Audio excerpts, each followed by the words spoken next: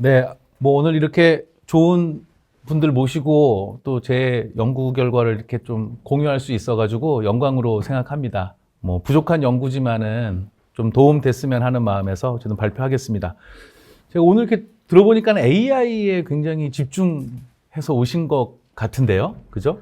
제가 지금 강의 콘텐츠를 지금 그래서 급하게 찾아봤는데 주제를 바꿔야 되나 생각도 했습니다. 그 제가 강의를 요즘에 하는 것들 중에는 그 AI의 실제 뭐 실습 교육도 이제 하고요. 뭐 이제 팀장 관리자급 이상들 이제 AI 코칭도 하면서 이제 실무 활용법도 가르치기도 하고 뭐 이렇게 하기도 하는데 오늘은 주제가 그거랑은 조금 더 포괄적인 부분이에요. 그래서 제가 이렇게 쓰는 것도 이게 지금 간말하는 프로그램이거든요. 그래서 이제 AI가 프레젠테이션을 만들어주는 프로그램인데 요즘에 그래서 파워포인트로 그 발표자료 요즘 저도 이제 안 만듭니다. 다 여기에 지금 저장이 돼 있어서 예전에 만든 것들이나 이런 것들 그냥 골라가지고 쓰면 됩니다. 그래서 오늘 한번 저것도 AI로 만들어가지고 이 정도가 되는구나도 한번 보시면 또 포인트가 될 것 같습니다. 일단 저는 작년에 이제 연구인데 국책기관의 이제 연구가요. 조금 이 시간적인 좀 이 딜레이가 좀 있어요. 그래서 지금 2026년도에 무슨 과제를 해야 될 거냐를 지금 요즘 시점에 이제 막 결정하고 논의하고 있거든요. 그래서 제가 작년에 이 연구를 했다는 거는 이제 그 전년도에 또 연구 과제를 제안해가지고 이제 선정이 돼서 이제 연구를 한 건데 그때는 어쨌든 제 문제의식은 이런 거였습니다. 뭐 정부가 한창 뭐 지원하고 있는 중소기업 지원 정책 중에 스마트 팩토리 정책부터 해서 또 일터혁신 컨설팅 지원 사업부터 해서 이제 많은 그런 사업들을 접하는데 실제로 이제 제가 현장에 가서 보면 이게 우리 현장에서 과연 뭘 바꾸었을까? 이게 혁신이 이게 맞나? 이제 그런 생각이 듭니다. 그래서 혁신이라는 이름 하에서 많은 정책과 또 많은 예산들이 쓰이고 있지만 우리의 일하는 방식은 그다지 변하지 않은 것 같다. 우리가 정말 일터에서 효용감을 느끼고 야 정말 편해졌다. 이제는 야근 안 하고 일과 삶의 균형도 기술의 발전에 따라서 오는구나. 이 생각을 정말 하면서 살까? 이 생각을 굉장히 많이 했습니다. 그래서 어떻게 보면 이 똑똑한 일터를 못 만들고 있는 현실이 아깝기 때문에 이제 똑똑한 일터가 어떻게 만들어지는가라는 이제 그 연구 주제를 이제 생각을 했고요. 뭐 그렇게 하고 이제 문제의식을 조금 키워가다 보니까 과거에서부터 우리나라가 뭔가 따라하는 거는 굉장히 좋아하지만 본질을 베끼는 데는 굉장히 약하다. 껍데기만 베끼고 있구나. 이제 이런 생각들을 많이 하게 됐습니다. 그래서 아마 이제 앞으로 우리가 생성형 AI가 우리 일터를 굉장히 많이 바꾸게 될 건데 그 상황에서 우리가 이런 반추 없이 나가면 안 되겠다 해서 이제 연구를 이제 시작을 했고요. 그래서 이제 일하는 방식의 변화는 어떻게 이루어지고 그런 것들을 촉진하는 기업의 환경이나 조건들은 뭘까? 이제 이런 거에 대한 연구라고 생각을 하시면 됩니다. 제 연구는 어쨌든 정량적으로 뭐 데이터 분석을 한 연구는 아니고요. 기업에서 지금 현재 우리가 이제 한 번도 못 경험해 본 상황을 겪고 있는 거라고 저는 생각하거든요. 근데 그럴 때일수록 기업에 있는 실제로 어떤 일이 일어나고 있는지 기업 담당자나 전문 실무자들을 직접 만나가지고 기업에서 현재 겪고 있는 일들을 이제 인터뷰를 해서 13개 기업들의 그 인터뷰를 다중사례 분석을 통해 가지고 이제 한 겁니다. 그래서 연구 배경과 목적은 이제 그렇게 한번 봐주시면 될 것 같고요. 네, 주요 연구 질문은 다음과 같습니다. 네, 혁신제도에 한계가 있다. 그래서 국내 기업들이 그동안 대표적으로 어떤 일터의 혁신을 위해서 뭔가 도입한 대표적인 제도들 중에 우리가 딱 얘기하면 알만한 대표적인 것들을 좀 골라보니까 작업 표준화 제도가 있었고 품질분 임조, 연봉제, 팀제, 유연근로제, 목표관리제 지금 보면은 뭐 다 유행처럼 안 들어와 있는 데가 없습니다. 근데 이거 잘 됐을까? 보면 이제 부끄러운 현실이 좀 드러납니다. 요거 한번 보고 그러면 일터 혁신이 실질적인 혁신 성과를 이제 거두기 위해서 뭘 해야 되는데, 뭐 조직도 근본적으로 변하지 않고 구성원들의 마음가짐이나 태도, 일하는 방식도 안 변하고 이런 부분은 어떻게 바꿔야 되느냐. 그래서 실제 국내 기업에서 이제 혁신을 성공하거나 실패하는 구체적인 이유들, 그다음에 성공한 기업들은 또 뭐가 그렇게 달랐는지, 요것들을 이제 찾아 나선 이제 연구였습니다. 그리고 이제 이런 장애 요인과 극복 전략들을 좀 밝혀보고, 여기에 따라서 정부는 또 어떤 식으로 지금 지원하고 해야 되는지 이제 그런 부분들을 좀 밝혀봤습니다. 네, 저희 연구는 생각보다는 이제 메시지는 굉장히 단순하고 간단합니다. 그래서 이제 일단은 제가 똑똑한 일터라는 거를 개념적으로 이제 정의를 어떻게 했냐면, 기존에 제가 일터 혁신이라는 것에 대한 기존 연구들을 오래전 고전부터 쭉 읽다 보니까 이게 지금 읽어도 좀 가슴 웅장해지는 그런 게 있죠. 예. 그러니까 저도 이제 노동계 쪽에서 또 한창 많이 활동하고 있고 이러기 때문에 뭐 근로자의 참여, 그 다음에 근로 생활의 질이라는 게 원래 이 일터 혁신의 가장 핵심 키워드였습니다. 근데 그게 항상 시간이 지나면서 뭐 미국권에 가고 뭐 이렇게 하다 보면 잠깐 근로 생활의 질은 조금 죽으면서 생산성 향상에 대한 부분들만 강조되고 이제 부각이 되고 기법, 경영 기법으로. 그래서 지금 아마 우리나라의 학생들도 경영학과나 이런 데서 배우면 근로 생활의 질 부분이 아니라 어떻게 하면 생산성과 효율성을 높일지에 대한 기법들을 오히려 많이 배우고 있는 것 같기도 해요. 그게 이제 많이 안 바뀌는데, 근데 결국에는 똑똑한 일터는 생산성만 추구하는 곳이 아니라 근로자의 웰빙까지도 함께 추구하는 곳이다라고 이제 정의를 했습니다. 그게 쭉 이론적인 리뷰를 해서 똑똑한 일터라는 걸 정의를 할 때 자연스럽게 도출이 되더라고요. 그래서 그러면 당연히 그 안에는 또 뭐 우리가 이제 보통 우리는 스마트하게 일한다, 그리고 우리는 굉장히 일 잘하고 효율적으로 일한다고 했을 때 그런 말 뒤에 숨어 있는 것들은 자율성과 협력 문화가 있는 거죠. 우리가 이렇게 일을 할 때 누가 시키는 대로만 해야 되고 나한테 업무적인 재량권이 없으면 답답하게 느끼잖아요. 그러면 이제 멍청하게 일한다고 생각을 하겠죠. 내가 이렇게 좋은 아이디어가 있는데도 남이 시킨 대로만 해야 되네, 이런 것도 있고, 누군가와 협업을 해서 훨씬 더 빠르고 효과적으로 끝낼 수 있는데도 협업이 제대로 안 되면 그것도 스마트하지 않다고 생각을 하죠. 그래서 이런 것들에 대한 것들도 정의가 되고, 그리고 이런 부분들이 결국에는 생산성과 웰빙의 균형, 그 다음에 직원들의 자율성과 협력 문화, 이런 것들이 잘 어우러진 다음에 지속 가능한 어떤 시스템을 만들고 있는 것. 이게 결국에 우리가 지향하는 똑똑한 일터가 아니겠느냐. 이렇게 해서 영구적인 개념 정의를 좀 했습니다. 이렇게 된다면 일터 혁신은 뭘까요? 일터 혁신은 똑똑한 일터를 만들기 위한 모든 노력과 이제 도전, 이런 것들이 이제 일터 혁신으로 정의가 될 것 같습니다.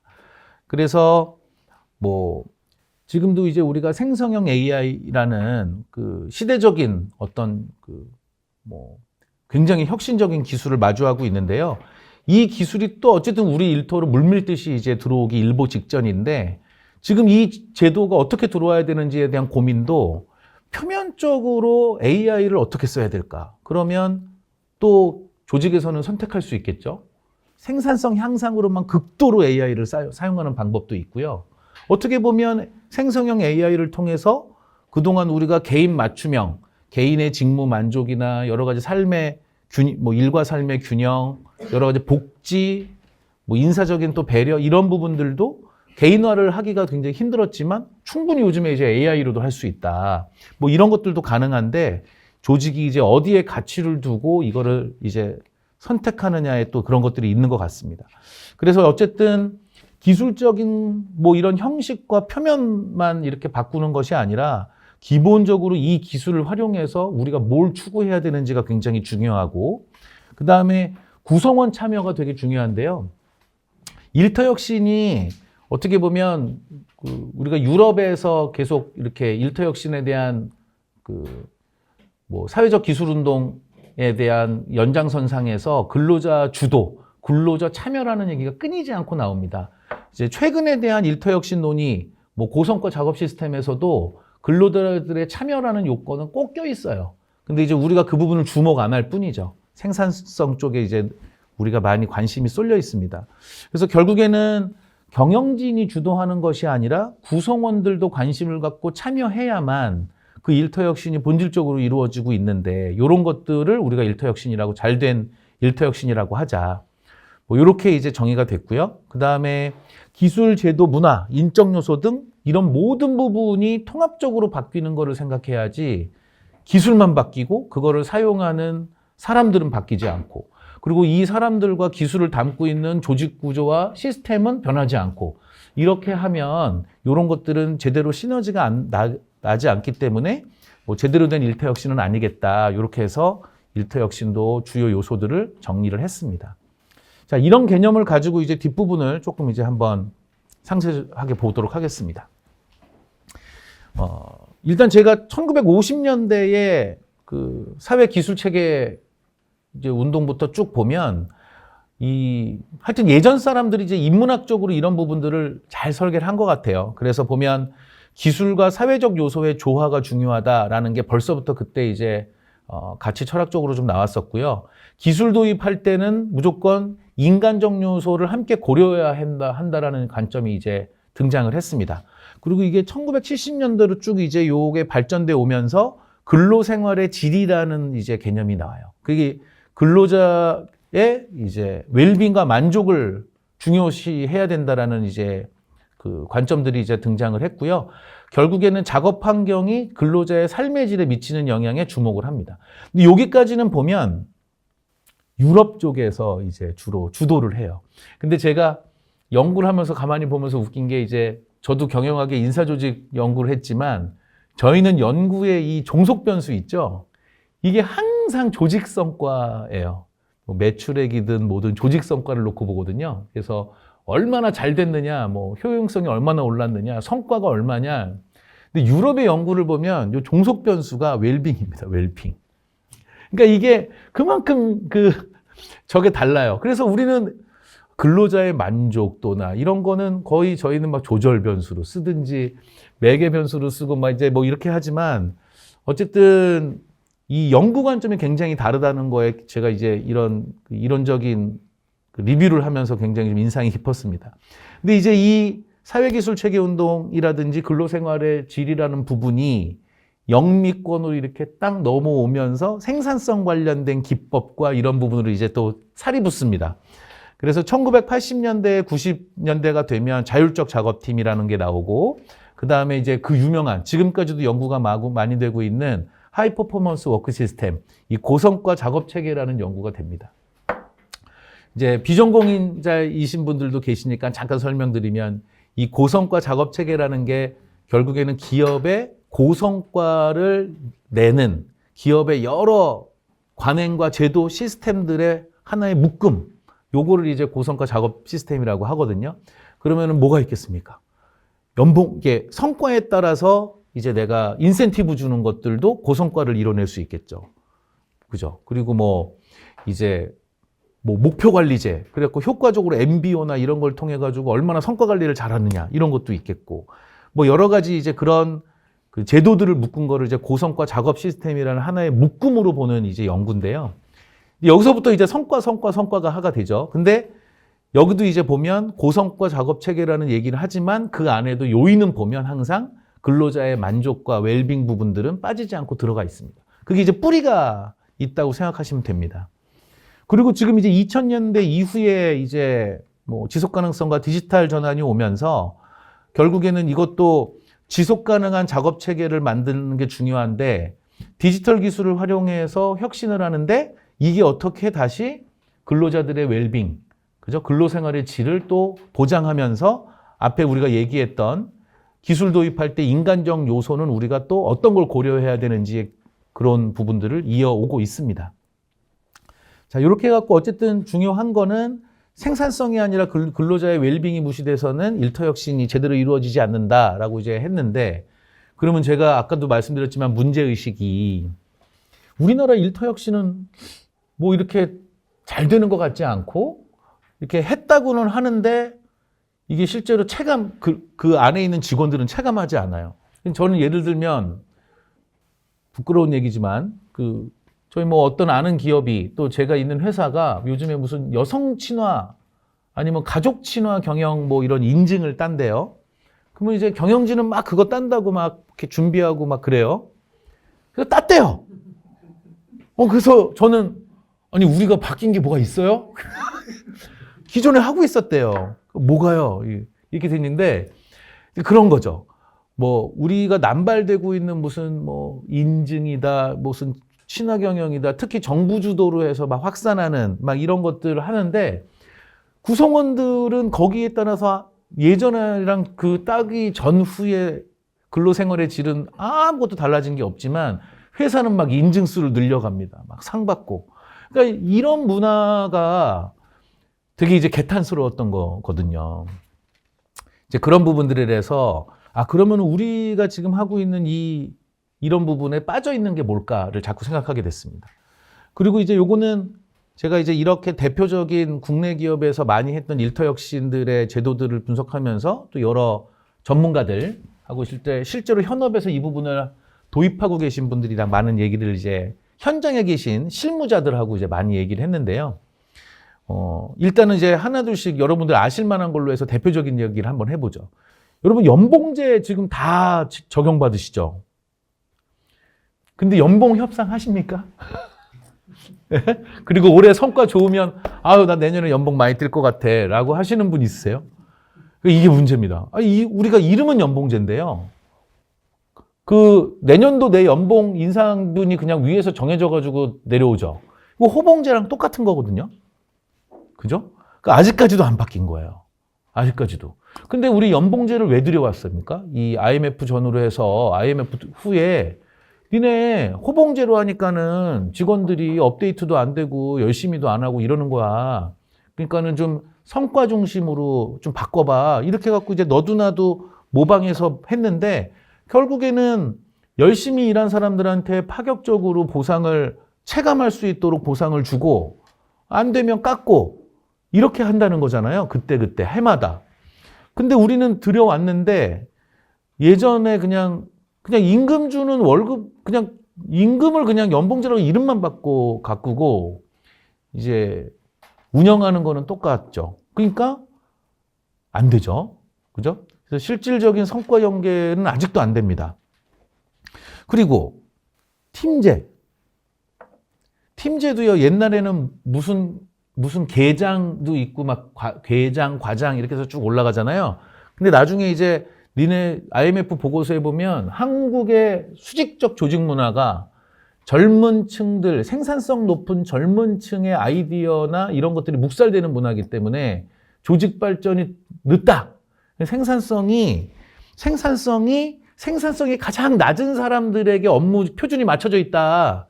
이제 그러니까는 수평적으로 좀 조직을 바꿔야 된다 그래갖고 그때 또 전체 나라가 들썩거리면서 팀제를 막 도입했어요. 그러면서 막 무슨 뭐 부장 이제 어디 무슨 인사계 여기가 막 인사팀 막 이렇게 바뀌고 막 이렇게 했거든요. 근데 우리가 지금 아직까지도 최근 논문에는 한국의 수직적 조직 문화가 문제점으로 계속 언급이 되는데 이건 대체 언제 바뀌는 걸까요? 이게 이제 저는 문제라고 생각합니다. 그러니까 팀제가 결국엔 이름이 뭐가 됐든 우리가 실질로 생각하는 거는 팀장과 팀원만 존재하는, 그것도 팀장도 그렇게 권위적인 팀장을 얘기하는 게 아니잖아요. 팀원 전체의 아이디어를 잘 퍼실리테이팅하고 조정해서 가장 좋은 아이디어가 나올 수 있게 하는 이런 역할을 하는 그 팀을 꿈꾸고 팀제를 도입하는데 우리는 껍데기만 갖다 왔습니다. 근데 더 웃긴 거는 정말 대놓고 팀제로 바뀌었는데 그 안에 과장, 대리, 과장, 부장 그건 또 그대로 갖고 있어요. 왜냐면 그걸로 위신이 서야 되니까. 그죠? 그렇습니다. 우리나라가 지금 그렇습니다. 그래서 아직까지도 수직적인 문화가 안 사라져요.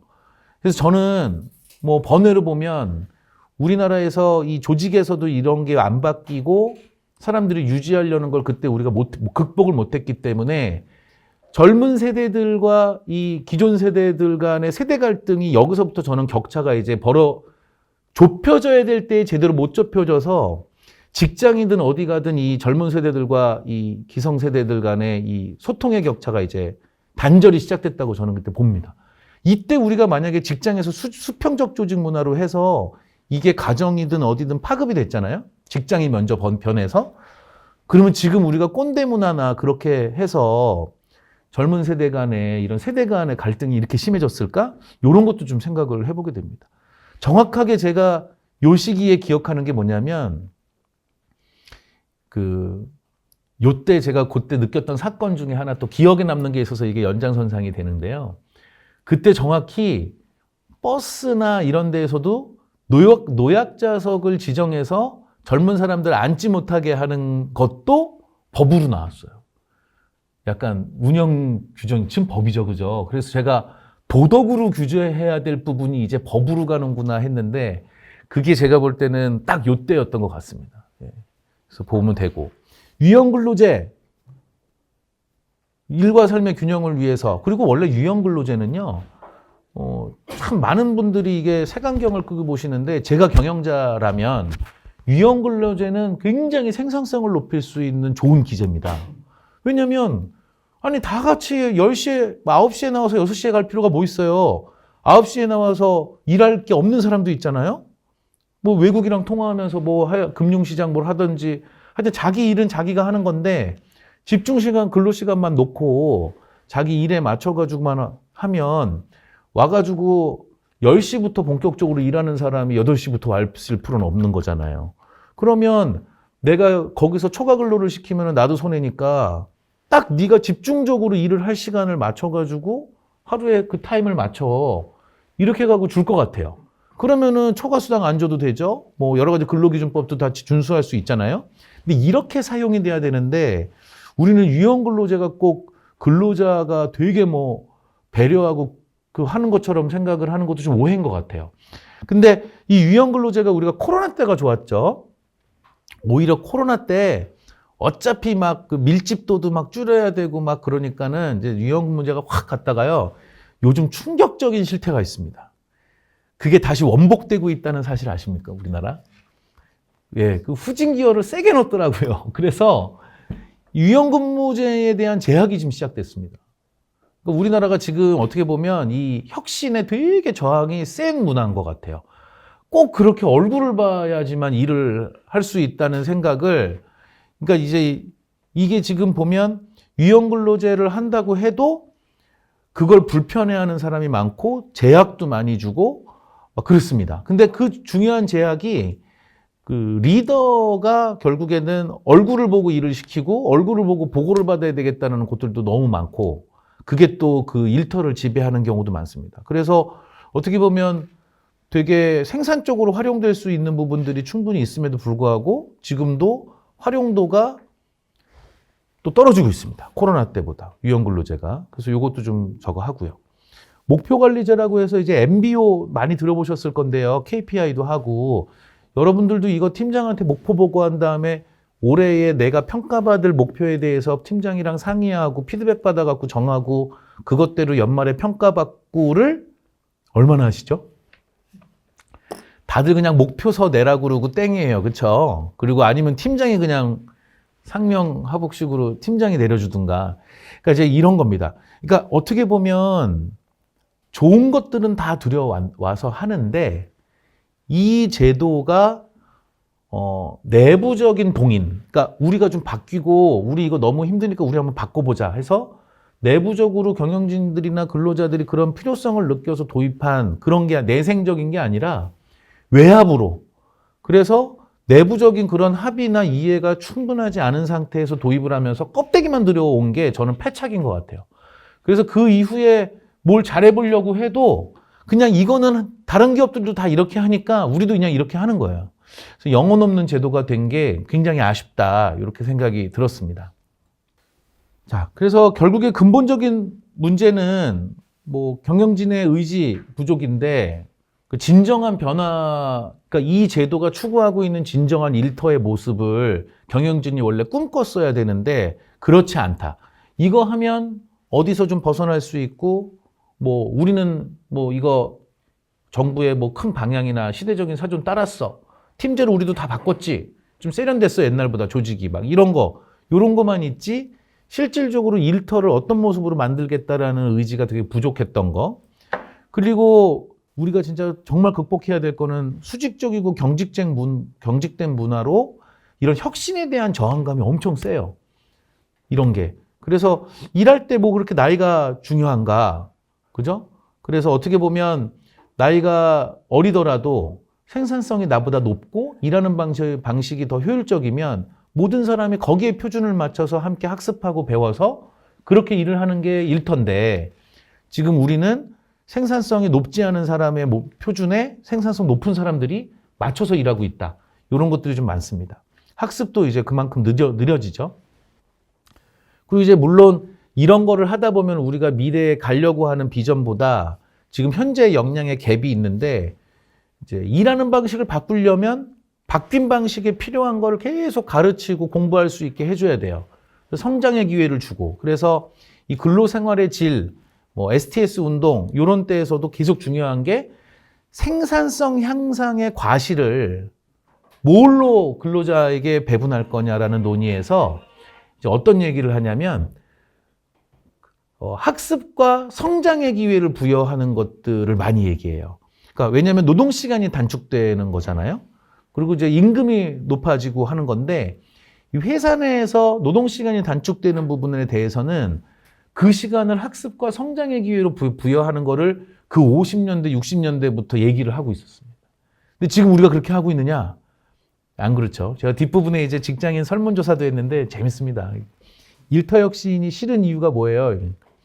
혁신을 하면 일이 2배가 됩니다. 내가 왜 일을 왜 해야 될까요? 이런 얘기를 많이 합니다.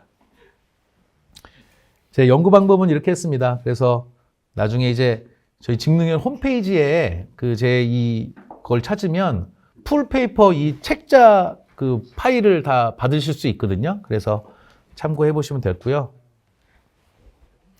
자, 사례 분석을 했더니 역시 이제 이건 인터뷰 결과는 제가 이제 13개 그룹 기업들의 실무 담당자, 현업 담당자 뭐 이렇게 다 교차적으로 이제 2차, 3차에 걸쳐 가지고 인터뷰를 하면서 이제 주된 요인들을 이제 뽑은 건데요. 근데 결국에는 역시 중요한 거는 근로자 주도. 그러니까 이제 일터 혁신을 경영자가 나 몰라라 하고 일터 혁신 하는 데는 없죠. 그러니까 어쨌든 경영진은 어쨌든 어떤 식으로든지 일터 혁신을 해서 회사를 좀 더 나은 방향으로 끌고 가고 싶은 건 있는데 거기에 근로자에게 얼마나 많은 주도성을 주느냐. 이게 굉장히 큰 요건이었습니다. 그래서 이게 처음부터 끝까지 이게 이제 거의 캐리를 해요. 그러니까 직원들이 공감하고 참여하고 그 다음에 내가 참여한 일터 혁신의 성과가 나한테 또 내가 좋아하는 체감할 수 있게 나한테 오고 이 선순환 구조 만들어진 게 가장 중요했습니다. 그래서 이런 것들 이제 보시면 될 것 같고요. 자, 이게 제가 이제 되게 재밌게 그 직장인 이제 인식조사를 실시했어요. 그래서 일단 직장 다니고 있는 분들에게 이제 쭉 이제 설문조사를 돌렸는데 재밌는 거는 이런 겁니다. 지금 현재 당신네 회사에서 일터 혁신을 하고 있습니까? 이렇게 물어봤더니 현재 85%가 현재 진행 중이다. 하고 있다. 이렇게 얘기를 했습니다. 근데 이제 거기서 성과를 보면 혁신을 했는데 성과가 있다고 한 거는 28% 정도? 그리고 나머지는 성과가 없다고 한 사람이 이제 한 35% 정도 돼요. 그러니까 거의 대부분의 기업들이 지금 현재 자기네 조직을 조금 더 개선해보고 낮게 만들어 보려고 일터 혁신을 하고 있지만 큰 성과나 의미 있는 성과가 있다는 건 30대 몇 프로밖에 안 되고 성과가 미흡하다고 응답하는 게 굉장히 많다. 그러니까 많은 기업들이 시도는 하고 있지만 직원들이 체감할 정도로 이런 성과를 맛보는 기업들은 또 상당히 소수구나. 이런 걸 좀 알 수 있었고요. 그 다음에 이제 일터 혁신 만족에 대해서 뭐가 이렇게 일터 혁신, 우리 회사 일터 혁신에 대해서 방식에 대해서 만족합니까? 이렇게 물어봤더니 이제 상위 불만 요인 3가지가 뽑혔는데요. 의사소통하고 참여 기회가 부족하다. 그러니까 일터 혁신에 내 의견 반영이 안 되고 그냥 내는 이거 왜 하는지도 모르겠는 일터 혁신을 좀 많이 한다고 하고 일터혁신이라고 하는데 내가 체감할 수 있는 변화가 없다. 요게 굉장히 많았고요. 그 다음에 일터혁신이 오히려 일만 느리더라가 세 번째였습니다. 그래서 중소기업에서는 특히 체감할 수 있는 변화가 부족하다는 게 되게 많았고요. 대기업에 계시는 분들은 의사소통, 그리고 내가 의견 개진할 수 있는 창구가 너무 없다. 요게 이제 불만 사항이었습니다. 제가 이걸 하다가 많은 기업의 그 변화 관리자들, 그 기업의 이제 변화 관리자들, 변화 담당자들을 만나면서 그 인상 깊게 들은 얘기가 하나 있었어요. 그 회사를 어떻게 바꿔야 되겠는지에 대한 답은 직원들이 이미 갖고 있더라. 우리 생산 공정을 어떻게 해야 생산 공정이 더 생산성 높고 효율적으로 바뀌는지는 현장 직원들이 다 알고 있더라 하면서 본인들도 뭐 TSMC의 뭐 그런 뭐 여러 가지 그 예시들도 들면서 본인도 그래서 현장의 어떤 자동화나 뭐 여러 가지 그 생산 그 뭐 설비 뭐 개선하는 거라든지 공정 개선하는 거는 현장 직원분들의 100% 현장 직원들의 의견으로만 아이디어로만 움직인다는 거예요. 이제 그러면서 제가 이제 다른 기업들의 인터뷰를 할 때도 그런 취지로 이제 여쭤봤더니 대부분 일터혁신을 잘하고 있는 곳들은 그런 부분들에 대해서 공감을 많이 하셨습니다. 그래서 제가 이번에 직장인 설문조사에도 질문을 넣었어요. 나는 현재 업무를 더 효율적으로, 지금 내 업무를 더 효과적, 효율적으로 수행할 수 있는 방법을 알고 있다. 그래서 그렇다, 아니다 이렇게 봤더니 68%가 매우 그렇다라고 대답했습니다. 68%가. 그래서 그렇다라고 대답을 했는데, 근데 또 물어봤죠. 그러면 나는 그 방법을 회사에 적극적으로 제안하는 편인가? 이제 이걸 물어봤더니 그 중에 53%는 이제 53%는 하고 있죠. 나머지는 이제 안 하고 있는 거죠. 그래서 이렇게 돼서 그쵸, 현장에 있는 답이 있어도 그게 회사에서 수용이 안 되는구나. 그러니까 지금 당장 내 일을 더 효과적으로 이제 수행할 수 있는 업무 개선 방식을 알고 있지만 그냥 비효율적인 방식으로 계속 일하는 거죠. 안 바꾸고. 그리고 뒷부분에 더 재밌는 거는요. 여기서는 이제 이 초록색 항목은 내가 회사에서 일을 효율적으로 하는데 필요한 도구와 장비가 부족하냐 이렇게 이제 물어봤습니다. 이게 녹색인데요. 부족하다라고 하면 그렇다라고 대답을 해야 되겠죠? 네, 그렇다라고 대답한 거 보통이다 요 정도 되고요. 충분하다라고 대답한 거는 요 정도 됩니다. 근데 이제 중요한 거는 나에게 적절한 권한만 주어진다면 업무 방식을 조금 훨씬 더 효율적으로 바꿀 수 있다고 난 생각해 라고 한 걸 보면 이 그런 편이다가 되게 높아요.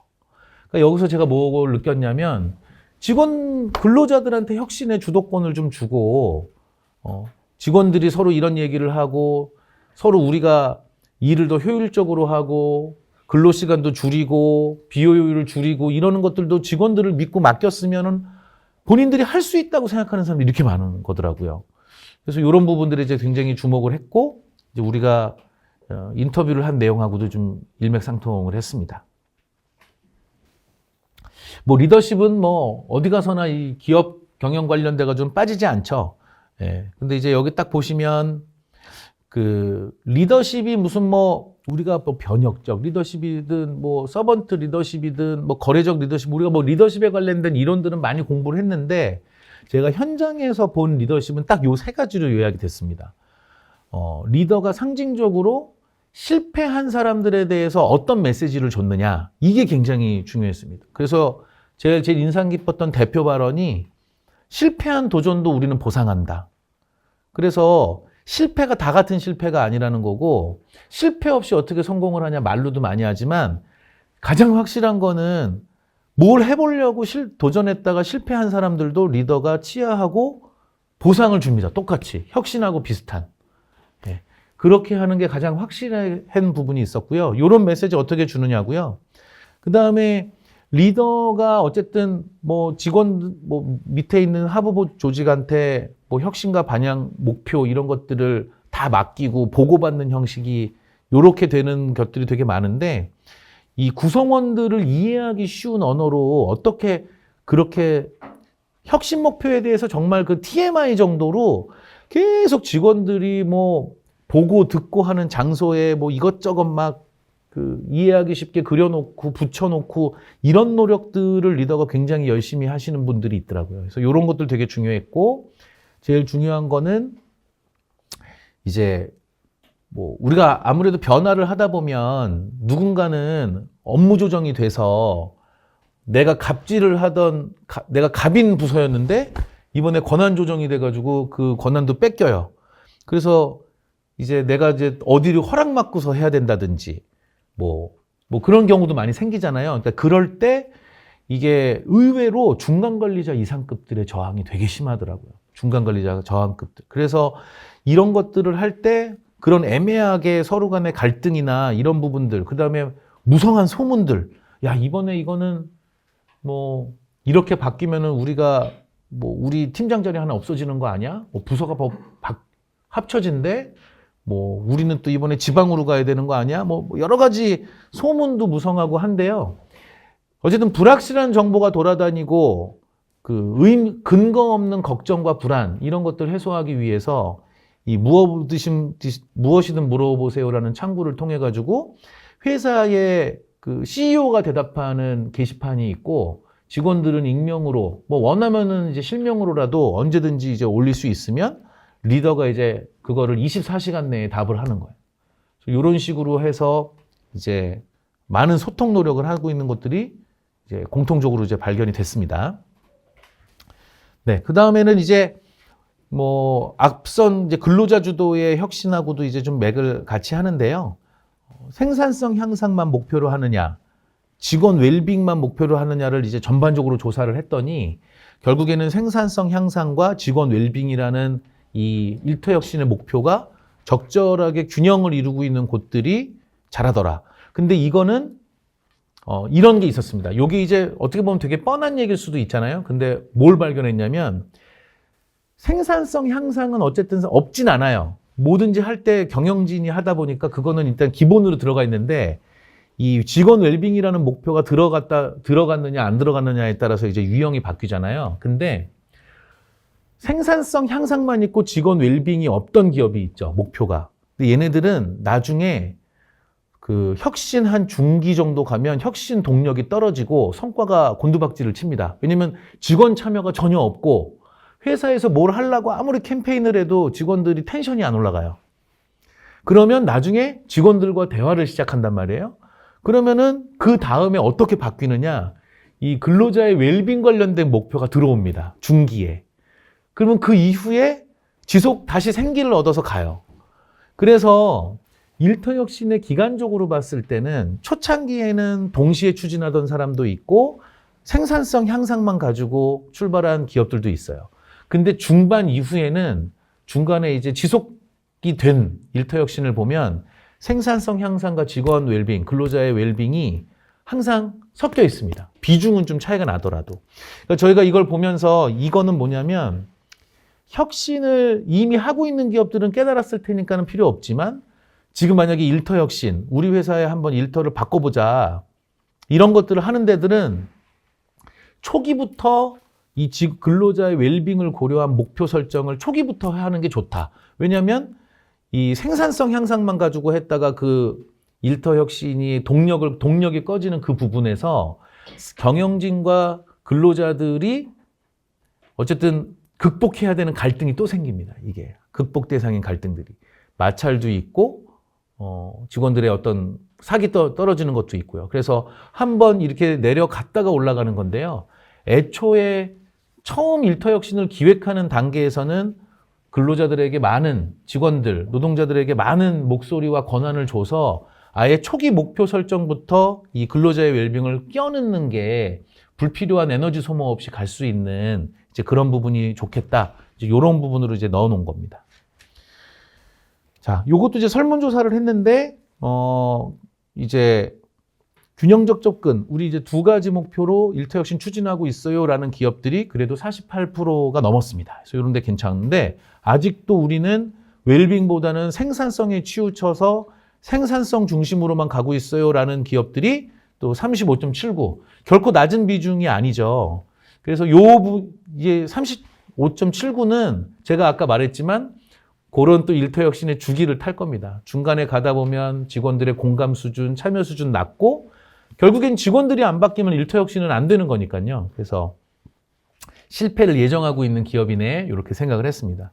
그리고 이제 요 전체적인 것들을 보니까 생산성과 직원의 만족 요거를 공통으로 추구하는 목표를 가진 기업일수록 그 내부에 있는 직원들의 혁신 성과가 긍정적으로 평가된 것도 이제 나왔어요. 네. 그래서 지속 가능한 일터 혁신이라는 건 결국에는 사람 존중하는 문화가 중요한데 뭐 삶의 질 향상, 참여적인 조직 문화 뭐 다 볼 수 있겠지만 저는 요 부분인 것 같습니다. 이 장기 성과를 그러니까 이제 혁신 성과를 이 근로자와 어떻게 공유할 것인가 이게 정말 저는 중요하다고 생각하는데 우리나라 일터 혁신은 혁신하면 혁신 성과는 다 경영진이 가져가죠. 뭐 근로자는 할 필요가 없는 거예요. 그래서 내가 기존에 하던 일이 이제 반으로 그 8시간 걸려서 하던 일이 뭐 생산성 혁신을 통해 가지고 4시간이면 끝나요. 이제 AI를 통해서 막 4시간이면 끝나는데 그러면 4시간은 다른 일을 또 주는 거예요. 다른 일을 또 줘요. 그러니까 이제 내가 이걸 왜 하고 있어야 되나 이제 하죠. 그래서 이런 부분들은 절대 안 되고 그 4시간을 어떻게 쓰느냐가 제일 중요한데 근로자들이 스스로 학습하고 성장할 수 있는 기회. 지금 근로자들도 굉장히 불안합니다. AI가 들어오면서 내 일자리가 어떻게 될지도 모르고 언론이나 사회적으로는 이제 일자리가 없어진다. 뭐 당신의 일자리는 안전하십니까? 맨날 때리니까 이 AI 포비아가 왔어요, 지금.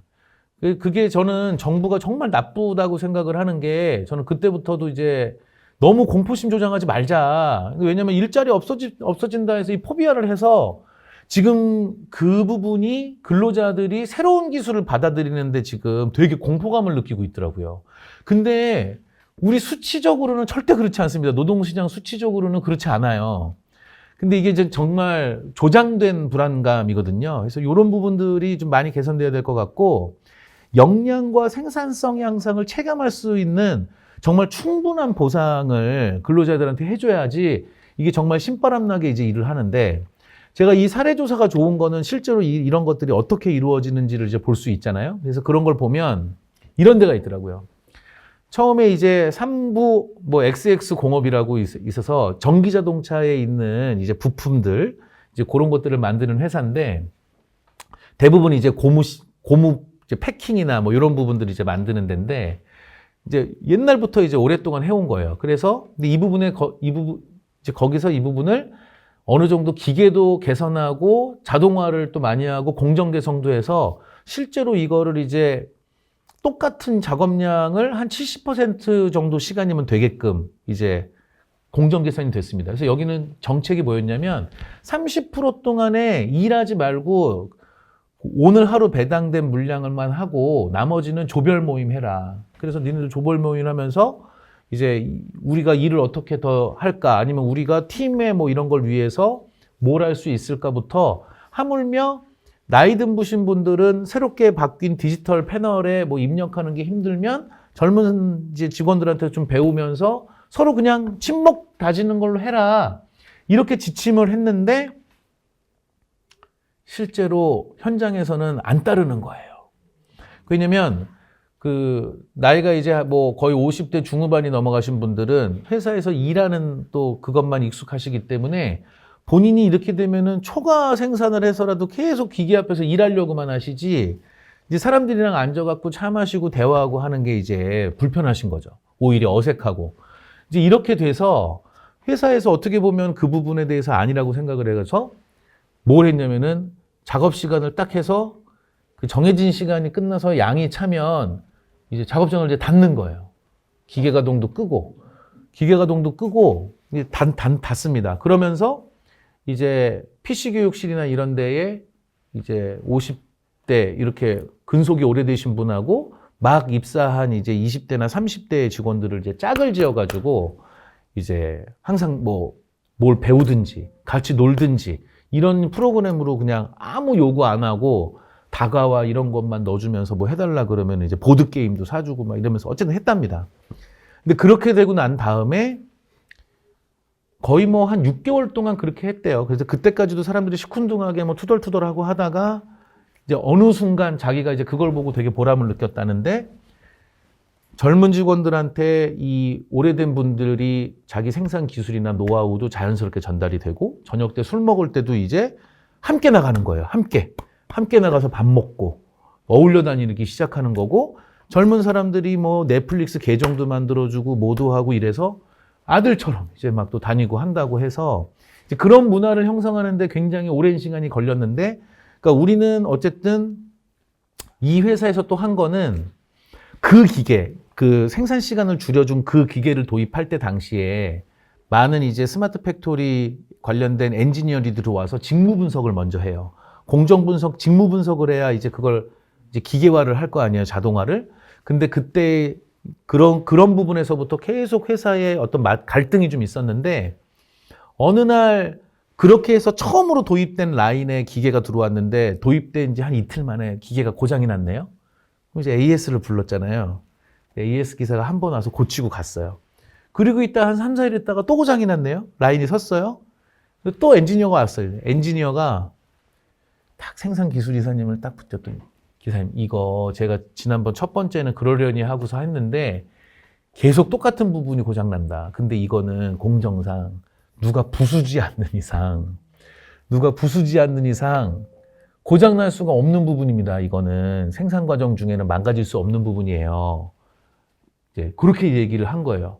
근데 이제 이분이 그 부분에 대해서 이제 딱 해서 그거 일주일 뒤에 회사에서 이제 경영진들이 막 모여서 얘기를 하다가 한 게 뭐였냐면 일주일 뒤에 회사 회장님하고 이제 거기가 나와서 전 직원들 모아놓고 고용 안정 선포를 합니다. 그러니까 우리 회사는 그 이제 스마트 팩토리 전환되고 자동화가 이루어지더라도 한 명의 해고 없이 자동화한다. 이걸 이제 선언문으로 해가지고 이제 그거를 걸어요. 그 이후에 한 번도 고장이 안 났다는 이제 그런 얘기가 있습니다. 네. 현대판 이제 러다이트인데 그거에서 제가 이제 공장 직원분들 이제 만나고 얘기를 하니까 실제로 그 포비아가 자기네들 사이에서 엄청 커졌대요. 그래서 이제 그 엔지니어들이 TF로 와가지고 이제 뭐 삼성 SDS나 막 이런 데서 오면 자리 딱 잡고 엔지니어 불러가서 막 질문하고 막 물어보고 공정 물어보잖아요. 그때도 그게 자기 이거 다 알려주고 나면 자기 잘린다는 공포감이 완전히 이제 휩싸였다고 합니다. 네, 그래서 그런 부분들에 대한 저항이 야 지금도 이게 엄청 심하구나 이런 현장의 분위기가 있었습니다. 지금 우리도 마찬가지일 거예요. 그 부분이.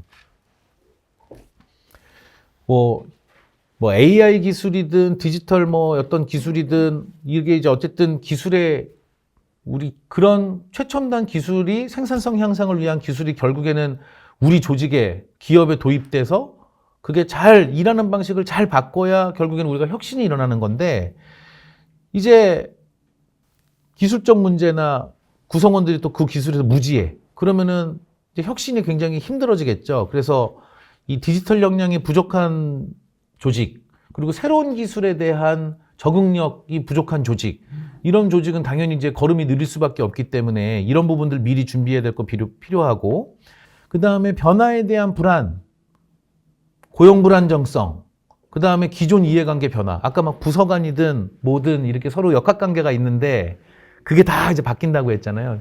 근데 그런 거에 대한 저항이 굉장히 심한데 이런 거 이제 잘 관리해야 된다. 근데 여러분 이제 황동장벽이라는 게 뭔지 아십니까? 황동장벽? 옛날 이제 미국의 LA 경찰의 계급장을 보면은 이 중간 간부 정도 되는 급이 이제 황동 이 계급장이래요.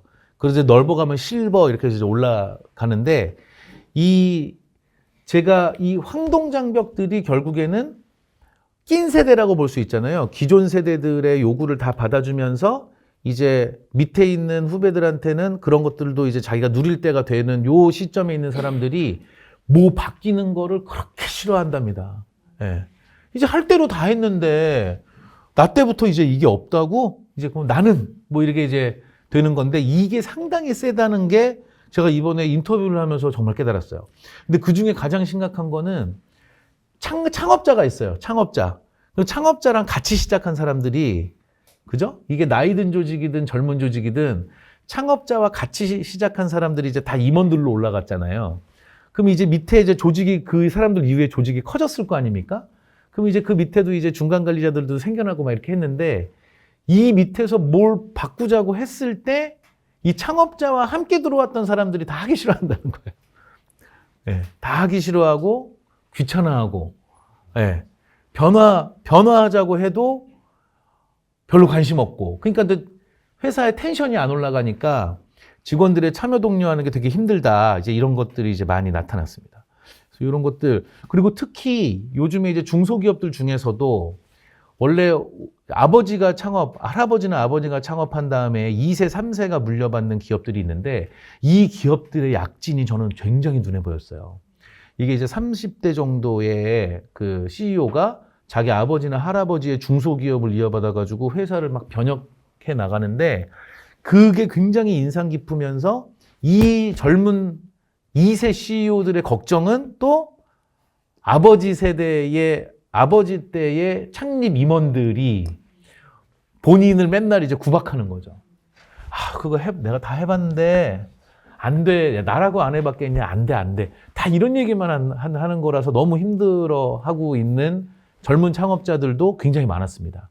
그래서 이런 부분들이 어쨌든 우리가 좀 극복해야 될 문제가 좀 됐었고, 근데 결국에는 중간 간부들이 어쨌든 옛날에 어쨌든 전달 체계가 좀 잘 갖춰져 있어야 되는데 경영진이 시도를 하던 또 노동조합에서도 어쨌든 그 혁신을 주도할 때도 있는데 역시 조직을 운영할 때는 중간 관리자급이 얼마나 잘해주는 자가 제일 중요하죠. 우리 노동조합에서도 중간 간부들이 열심히 현장에서 뛰어주고 그래야 이게 이제 단결도 되고 조직력도 살아나고 하는 건데 이 회사나 모든 게 다 마찬가지인 것 같습니다. 그래서 지금 아마 제가 예상하건대 AI 기술이 도입된 다음에 우리 기업의 조직 관리 문제 중에 가장 큰 게 뭘까? 그러면 중간 관리자 역할들, 중간 간부의 역할들을 어떻게 재세팅할 거냐가 제가 볼 때는 하나의 큰 화두가 될 거라고 예상을 좀 해봅니다.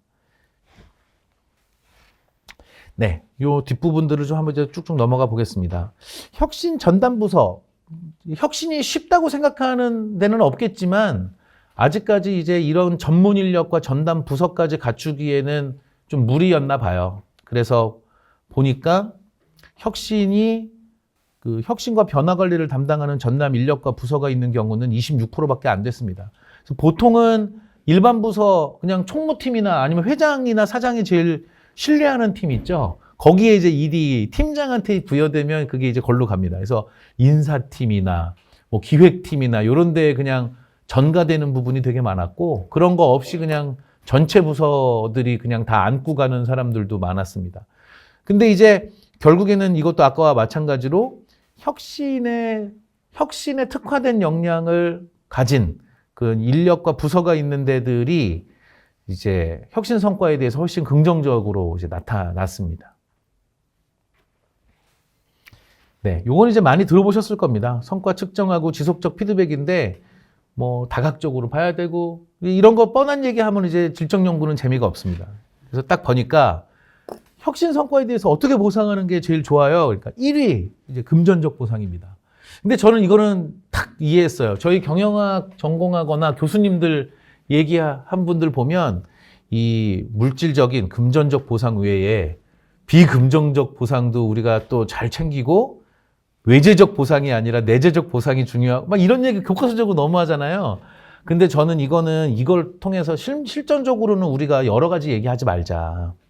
그냥 금전적 보상이 짱이다. 아까 제가 그랬잖아요. 실패한 도전도 괜찮아가 아니라 실패한 도전도 돈 줘.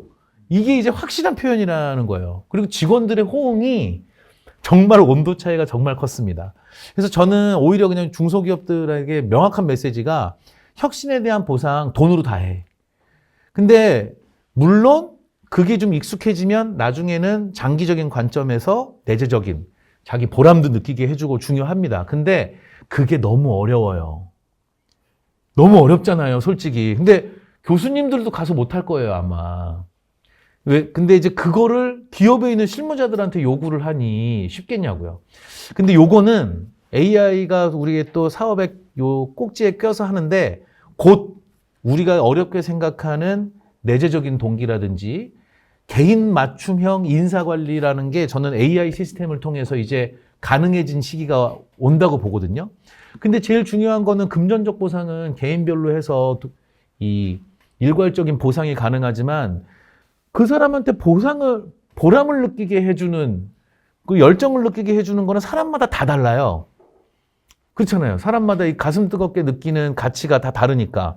그러니까 한 사람마다 개인화되어 있는 그 정보와 이런 게 있어야만 그 개인 맞춤형 보상이 가능한 건데 그거를 지금 어떻게 인사팀에서 수십 명, 수백 명, 수천 명 되는 직원들을 상대로 그걸 어떻게 합니까? 그래서 그런 부분들이 좀 있었을 거라고 생각을 해서 이런 게 좀 나왔습니다. 그래서 어쨌든 혁신에 대해서 잘하고 싶으면 일단 돈에 대해서 돈으로 확실하게 보상하자. 이게 어쨌든 현실적으로 나왔습니다. 네, 그래서 일터혁신 뭐 실행 모델은 준비 계획 단계가 있는데 일단 목표 설정 어떻게 된다고요? 아예 초창기에 할 때부터 근로자의 웰빙, 그 다음에 생산성 향상 두 가지 목표가 적절하게 조화되도록 만드는 거 중요하고 미리미리 직원들이 자발적으로 참여하는 시스템 구축하고 시작했으면 좋겠다.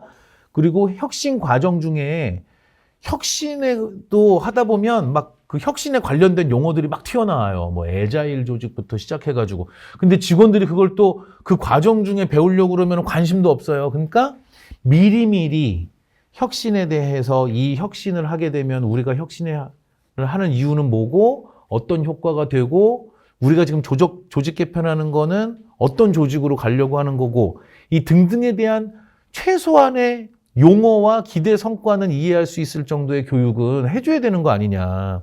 그래야지 소통이 된다는 거고요. 될 수 있으면 회사의 역량이 허락하는 한 전담 부서와 인력은 필수적이다. 이 변화 관리나 혁신을 주도하는 것도 전문적으로 트레이닝 받은 사람들이 해야 되더라고요. 그리고 이제 후반부에는 뭐 리더도 잘 지원해야 되고 모니터링도 해야 되고 성과 관리도 잘해요. 이건 뭐 일반적인 내용이라고 할 수 있겠습니다.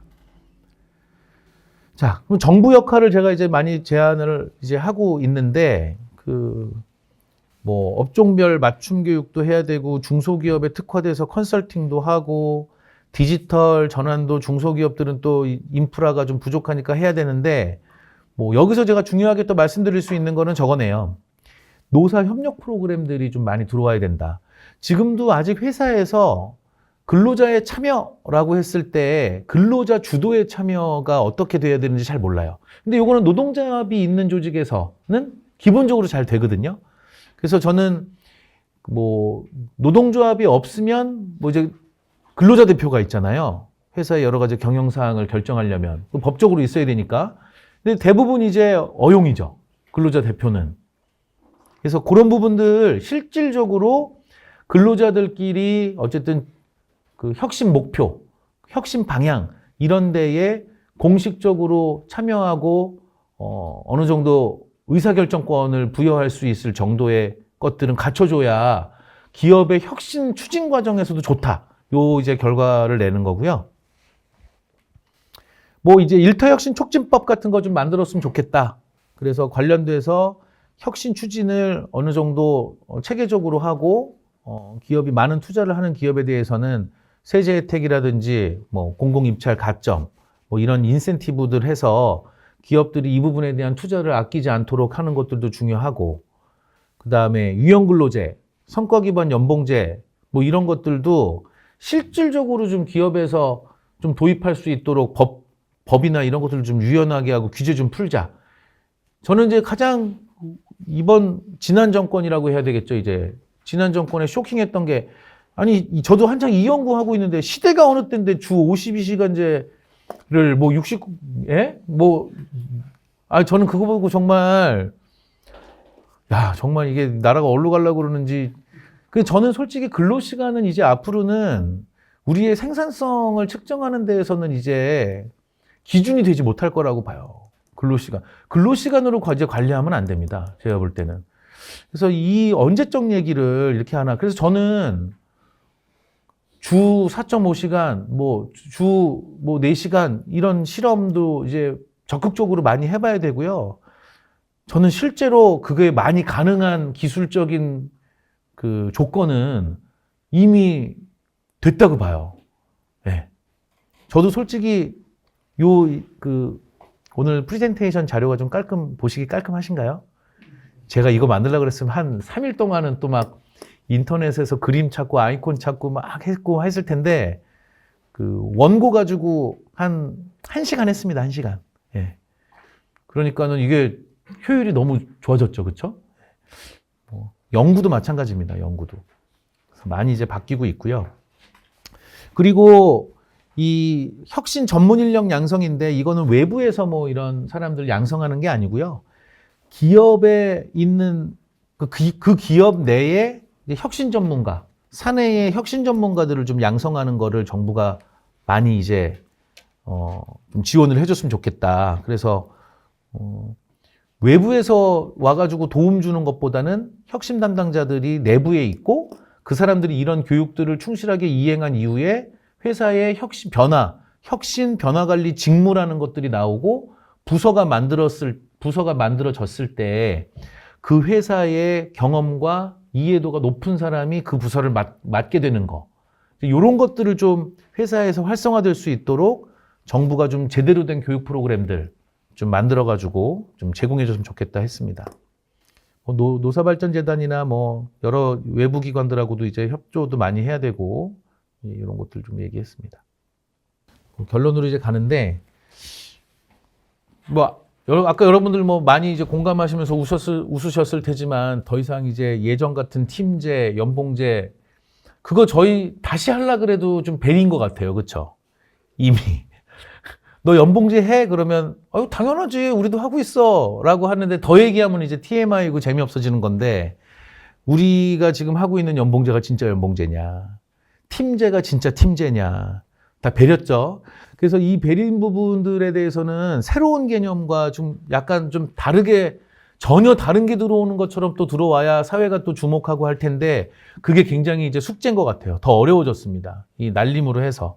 그래서 이제 영혼 없는 베끼기, 껍데기만 베끼기 하는 거는 좀 그만하고, 우리가 이제 속도가 중요한 게 아니라 뭘 하나 하더라도 이제 제대로 하는 게 중요한 시기가 온 것 같습니다. 우리가 이제 후진할 시간이 많이 없어요. 그래서 이제 실질적인 혁신 DNA를 내재화를 하기 위해서는 CEO부터 직원까지 이제 느리지만 한 땀 한 땀 진정성 있게 고민하고 노력할 때가 좀 온 것 같다. 그래서 혁신, 생산성, 막 이런 가시적인 것만 너무 생각하지 말고, 근본적으로 우리 조직이 생각하는 방식, 서로가 서로를 대하는 방식, 그리고 협력하는 문화, 이것들도 이 기업에서 먼저 좋은 문화들을 만들고 사회 전반으로 좀 확산됐으면 좋겠다. 그래서 조직 문화랑 내적 변화가 좀 이루어질 수 있도록 정말 느리지만 먼 길 가야 되는 것들을 좀 했으면 좋겠고요.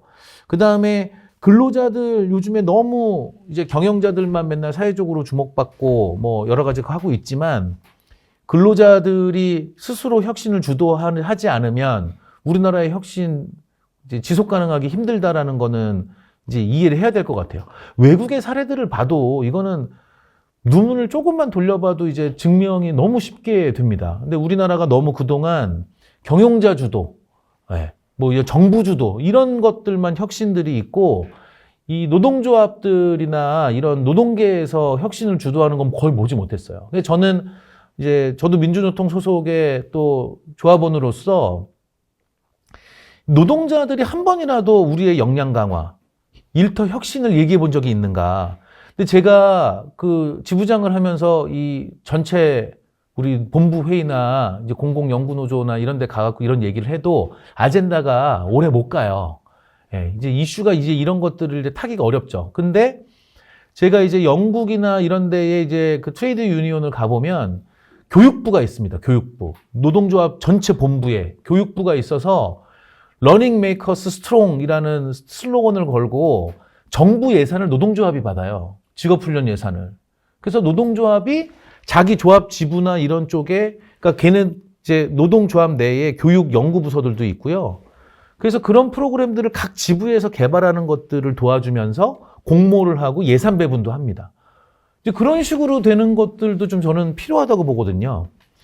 뭐 그렇다고 해서 이제 영국이 일터 혁신을 지금 잘하고 있는 건 아니지만 우리나라는 잘할 수 있을 것 같습니다. 제가 볼 때. 우리나라는 똑똑하잖아요. 사람들이. 그래서 노동조합도 약간 이런 직업능력 개발, 혁신 이런 쪽의 아젠다를 좀 발굴하고 저는 그것만 된다면 저는 앞으로 이쪽 영역에 있으면서 정부의 사업주 훈련 예산이나 이런 부분들의 상당 부분을 노동조합한테 줬으면 좋겠다고 생각합니다. 우리나라의 일자리 창출이나 직업훈련 예산이 1조가 넘습니다. 1조 8천억을 거의 육박하는 걸로 저는 알고 있는데 이 부분에 정말 노동조합이 어느 정도 의사결정을 하고 효율적으로 자원 배분을 하면서 이제 근로자들이 주도하는 직업능력 개발 체계만 갖추어진다면 그게 뭐 1조라고 해서 아깝겠습니까? 왜냐면 그렇게 해서 하는 교육들은 외부 기관들이 나서서 해주는 그런 뭐 한 하루 반나절 정도 잠깐 콧바람 쐬러 나가는 그런 교육이 아니라 진짜 이제 우리가 현장에서 써먹을 수 있고 그다음에 조합 내에서도 서로가 전수돼야 하는 그런 여러 가지 노하우들이 전수되는 장으로도 만들 수 있는 거라서 그런 부분 좀 있었으면 좋겠다 한 게 이제 또 바람이었습니다. 네. 전담부서 및 인력 확보 이렇게 돼 있고요. 네. 자, 긴 시간 제가 또 발표했는데 지루하지 않으셨는지도 모르겠고요. 여기에 관련돼서 이제 추가적으로 더 궁금하신 거라든지 또 제안해 주실 거라든지 있으면 자유롭게 말씀해 주시면 좋을 것 같습니다. 그게 이제 올해 연구도 하고 있고 다른 이제 발표 내용에 이제 들어 있기도 한데요. 그 부분에 대해서는 어쨌든 제 방향성은 있습니다. 일단 사람이, 왜냐면 아까 말씀하신 콜센터, 그죠? 그 다음에 택시 운전기사, 버스 운전사도 마찬가지로요. 그죠? 대중교통 운전하는 거라든지 여러 가지 일자리가 대체되는 부분 많죠. 요즘에 홀서빙 하는 것들도 또 많이 대체되고요. 키오스크 나오면서 접객원도 많이 사라지고 막 이렇게 하는데 근데 결국에는 그게 사람이 할 만큼 그렇게 부가가치가 높았나? 그게 이제 숙련이 높고 고임금이었나? 이제 이런 부분들은 이제 퀘스천 마크가 있잖아요. 이제 그렇지 않은 것들이 많은데 저는 결국에는 이 AI 기술을 우리가 노동시장에 이게 영향을 미치는데 이 사회와 기업이 AI를 어떤 식으로 활용을 해야 되느냐에 대한 가치와 철학이 좀 서야 된다고 생각을 해요. 근데 그게 정해지지 않은 데가 무분별하게 기업 기술들을 활용하다가 노동시장이 망가지고 그러면 국가의 인적 자원이 망가지고 양성 체계가 무너지는 거거든요. 그래서 교육도 어떻게 바뀌어야 될지 모르고 교육해도 적성에 따라서 일할 수 있지가 않고 막 할 수가 있잖아요. 그래서 이 노동 배제적인 기술 도입에 대한 부분들이 뭐고 그리고 이 부분은 기계로 대체할 수 있지만 대체하지 말아야 될 것들을 선별해내고 그죠? 그리고 한편으로는 그렇게 대체되는 직군이나 산업에 있는 사람들의 자연스럽게 노동 전환을 어떻게 해야 될 건가? 그죠? 이제 그런 부분에 대한 체계 마련하는 쪽으로 이제 연구를 하고 대안을 마련하고 있습니다. 일단 지금 이것저것 저희가 탐색하고 찾아보고 하고 있는데요. 그냥 이 경험 하나 말씀드릴게요. 인터뷰할 때가 이런 걸 봤는데요. 우리가 알고 있는 일본계의 이 보일러 회사가 있어요. 네, 말하시면 아실 겁니다. 이렇게 되는. 그 회사가 콜센터를 이제 KT랑 합작을 해가지고 이제 콜센터를 다 AI로 이제 대체를 하는 작업이 들어갔어요. 작업이 들어갔는데 이제 기술적으로 AI 상담원들이 딱 직무를 분석해가지고 그걸 AI 쪽으로 또 회사 규정이나 여러 가지 그런 케이스들을 학습시키니까 정말 100%가 다 되더라고요. 대체가. 100%가 다 돼요, 기술적으로. 그래서 이거는 웬만한 건 그냥 안 되는 게 없네요. 안 되는 거 없죠. 요즘 AI가 그냥 학습만 시키면 다 되고 데이터가 다 있으면 돼요. 그리고 요즘에는 그 상담을 할 때 뭘로 학습을 시켰냐면 녹음하잖아요. 그 녹음 파일을 싹 다 변환해가지고 AI한테 그냥 몇만 건을 다 학습을 시킨 거예요. 그걸 이제 AI가 이제 문서화해가지고 다 저장하고 있기 때문에 별의별 게 다 됩니다. 근데 나중에 거기서 우리가 뭐가 애를 먹었냐면 그러면 이거를 다 AI를 시키는 게 맞나? 그 고민이 이제 시작됐어요, 회사에서. 근데 그게 이제 상당히 많은 시간이 걸렸습니다. 그래서 이거는 AI가 대답할 수 있지만 이거는 적어도 우리가 거기에 따른 나름대로 권한과 책임이 있는 사람이 직접 대응하는 게 맞는 것 같아. 이제 요 부분들을 이제 발라내기 시작했습니다. 그 부분을 발라내는 작업이 꽤 오래 걸렸고요. 그러다가 보니까 이제 회사의 경영진 측이나 뭐 상담원들 측이나 고용 안정성이 뭐 이렇게 위협받는 상황은 아니었기 때문에 프리하게 저희가 얘기를 했는데 고객들 사이에 뭐 감정적인 어떤 그런 것들이 왔다 갔다 하는 것이라든지 이럴 때 그 실제로 시범 운영을 할 때 컴플레인이 뭐였냐면 처음에는 AI인지 모르고서 이렇게 대화를 하다가 나중에 약간 감정적으로 갔을 때 너무 밋밋하게 대답을 하니까 내 감정이 갔다가 안 오잖아요. 그러니까 이럴 때 전화를 끊고 담당자 바꾸라고 이제 막 난리가 나는 거예요. 그러면서 나를 왜 기계한테 이제 말을 시켰냐. 이런 컴플레인도 초기에 굉장히 많이 오고. 그래서 중간에 이제 저희가 뭐까지 고려했냐면 어조가 감정적으로 가거나 그런 단어들이 쓰이면은 AI 상담을 종료하고 이제 백오피스에 있는 상담원한테 직접 가든지 아니면 애초에 상담 건수 자체의 영역이 그쪽으로 이제 그런 케이스가 많은 상담 영역이면 아예 그거는 처음부터 사람이 받는 걸로 하든지 그래서 그런 부분들을 이제 발라내고 그 다음에 이제 회사에서 뭔가 이제 뭘 보상해나라는 쪽에 그런 게 있잖아요. 근데 그런 것들도 어쨌든 매뉴얼을 줘서 할 수는 있겠지만 그때그때마다 의사결정을 하거나 재량권을 부여할 수 있는 거는 AI가 그러니까 재량이 좀 필요한 부분 그러니까 그것까지 부여할 수는 없기 때문에 그거는 또 사람으로 남기고 해서 이렇게 좀 한 거의 30%를 다시 AI 쪽에서 떼어가지고 이 사람의 영역으로 이렇게 남겨놓은 뭐 이런 케이스들 정도가 있습니다. 그래서 앞으로 사회 전반적으로 무분별하게 기술적으로는 저는 요즘에 대체 못할 게 없는 것 같은데 이제 그런 것들을 보면서 기본적으로 뭐 우리가 지금 아직까지 AI를 산업계에 도입하는 거버넌스도 지금 대표적인 사회 거버넌스도 없잖아요.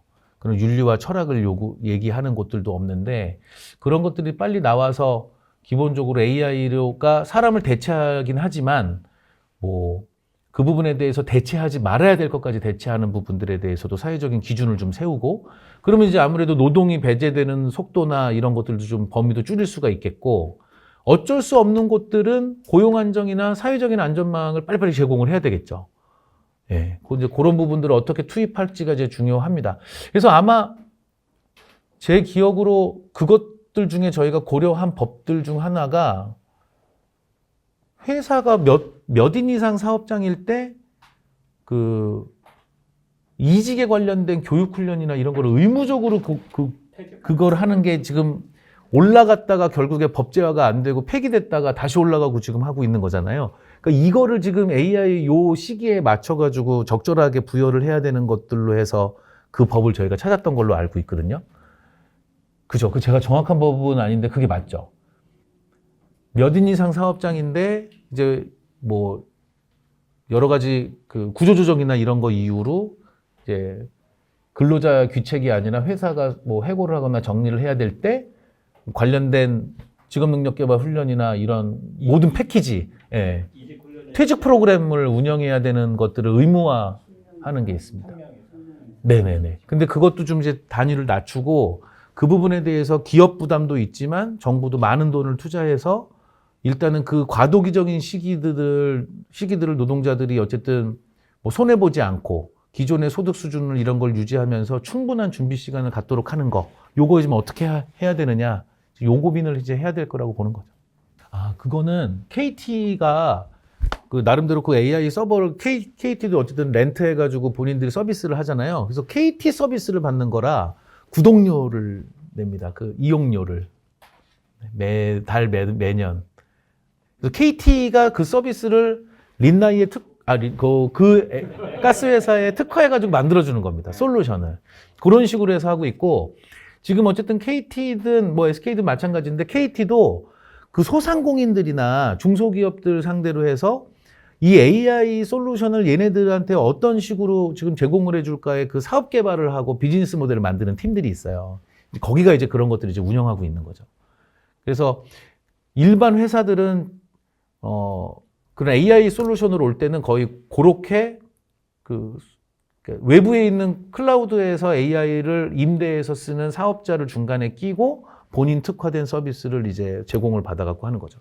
KT 서비스가 끊기면 그것도 끊겨요. 그러니까 이제 황금알을 낳는 거위가 되는 거죠. 실제로 감당할 만한 인가에 대해서. 근데 그러니까는 이제 그 서비스 가입자들이 많이 늘어나는 거죠. 예. 가격 책정을 그렇게 하는 거죠.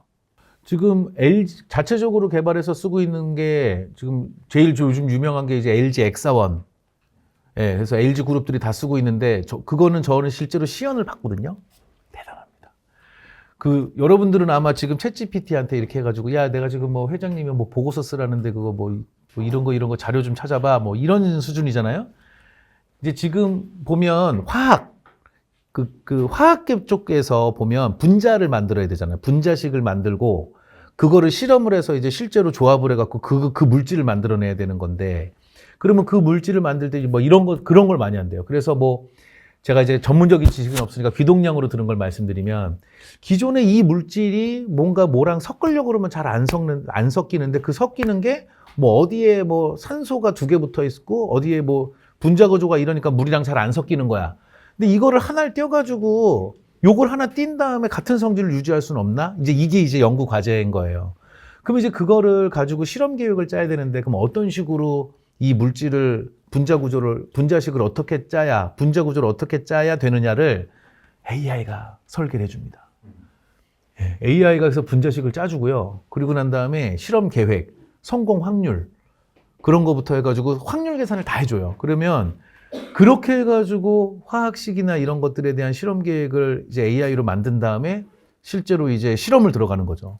그래서 이제 그런 신물질을 개발하는 속도가 이제는 어마어마하다고 얘기를 하는데 저도 그거 보고 깜짝 놀랐습니다. 그래서 그런 부분들이 활용되고 있는데 뭐 현대든 뭐든 지금 다 그 회사의 어떤 여러 가지 개발 정보나 이런 것들이 외부로 유출되는 게 어려운 그런 대기업들은 자체적으로 구축을 하고 있더라고요.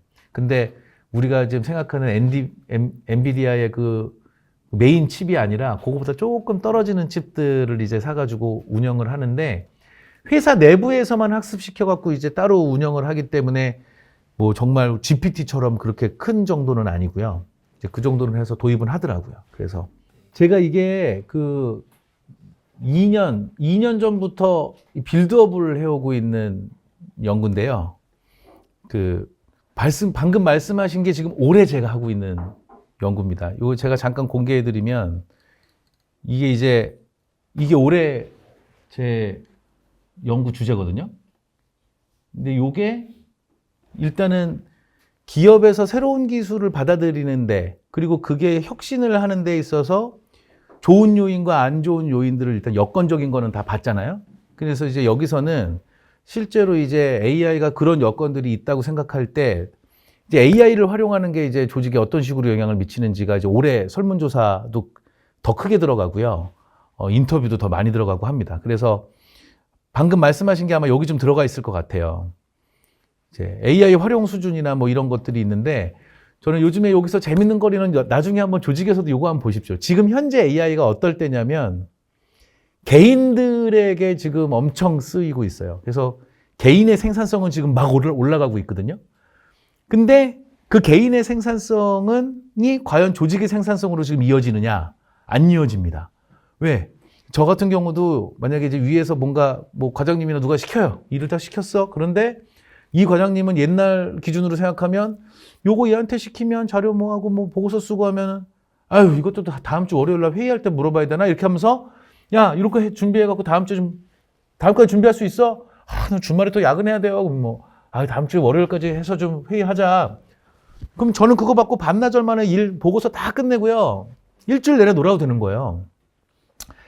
심각하게 인터넷 쇼핑하고 검색 딱 하면은 저 새끼 내가 또 너무 힘든 일 시켜서 그만두는 건 아닌가 이렇게 생각할 수도 있는데 그러니까 어쨌든 개인은 지금 현재 본인이 과거에 하던 그대로의 직무에 노동시간이 지금 단축되는 걸 엄청 느끼고 있거든요.